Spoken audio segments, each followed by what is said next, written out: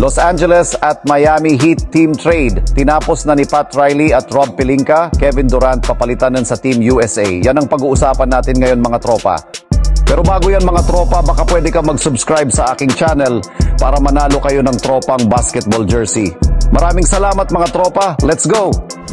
Matapos nga po mga tropa na maipanalo ng Team USA ang kanilang huling exhibition game laban sa Team Germany, ay nananatili na nga po silang undefeated sa kanilang mga nakalipas na games sa pagkakaroon nila dito ng 5 wins at 0 losses na record. At ang maganda pa dyan mga tropa, magkakaroon pa na nga po sila dito ng at least 5 araw na pahinga bago sila sumabak sa kanilang unang game sa Paris Olympics laban sa team ng Serbia. Ang kaso lang bago pa man nga po magumpisa ang kanilang mga laban, ay meron na nga po silang maharap ngayon na mabigat na problema matapos may balita ni Brian Windhorst ng ESPN na malaki na nga po ang posibilidad na hindi pa rin makapaglaro sa Team USA ang kanilang superstar na si Kevin Durant sa umpisa ng Olympics dahil sa pagsakit pa rin naman ng likurang bahagi ng kanyang binte. Ngunit matapos lamang nga po na lumabas ang ganitong klaseng balita, ay pinasinungalingan na rin naman nga po ito ng mismong agent ni Kevin Durant na si Rich Kleiman, gayong meron pa rin naman nga po ang chance na maglaro ang kanyang player sa unang game ng Olympics laban sa Team Serbia. Since mabuti-buti na rin naman ang kalagayan nito, maging si Coach Steve Kerr nga po mga tropa ay walang balak na palitan si Durant sa kanilang lineup. Naniniwala rin naman nga po si Jrue Holiday na kailangan nila ito upang manalo ng gintong medalya para sa darating na Paris Olympics. Samantala, dito naman tayo sa ating sunod na pag-uusapan sa lumabas na balitang trade ngayong araw sa pagitan ng Miami Heat at Los Angeles Lakers. Kahit man nga po mga tropa magandang ipinapakita ang performance ng mga rookie ng Lakers sa Summer League,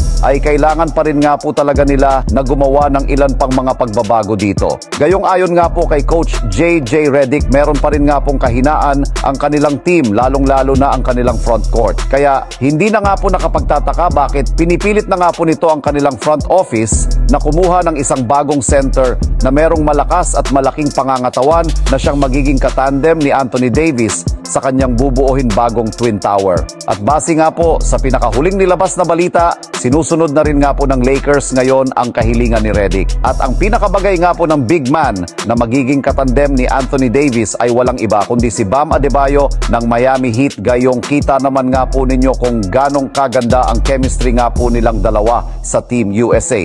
Sa katunayan, ayon nga po sa isang NBA analyst, maaari rin naman nga na pong i-offer ng Lakers ang kanilang players na sina Austin Reeves, D'Angelo Russell, Jared Vanderbilt at 2 future first-round pick. Ngunit ang problema lang mga tropa ay mukhang imposible rin naman nga po na makuha ng Lakers o ni Rob Pelinka si Adebayo sa isang trade. Gayong hindi rin naman nga po ito ibibigay ng front office ng Miami Heat kahit anuman na mangyari.